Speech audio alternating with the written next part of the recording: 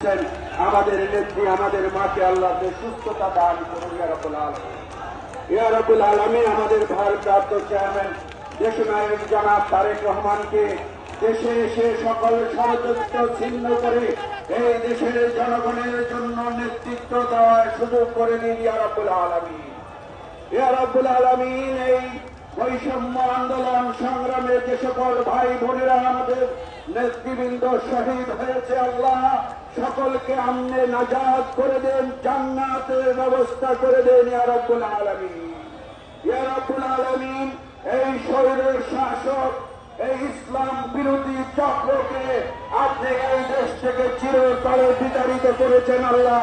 এই দেশে যাতে প্রবেশ না করতে পারে অন্যায় কাজ করার জন্য সেই ব্যবস্থা করে দেন ইয়া রাব্বুল আলামিন। ইয়া রাব্বুল আলামিন আমাদের প্রতিটি নেতা কর্মীকে এদেশের মানুষের পাশে থেকে সেবা করার সুযোগ করে দেন ইয়া রাব্বুল আলামিন।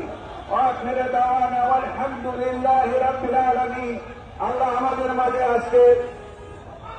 আজকে যে ডেঙ্গু মহামারী দেখা দিয়েছে আল্লাহ সেই ডেঙ্গু থেকে আমাদের সকলকে রক্ষা করুন ইয়া আল্লাহ ইয়া রাব্বুল আলামিন।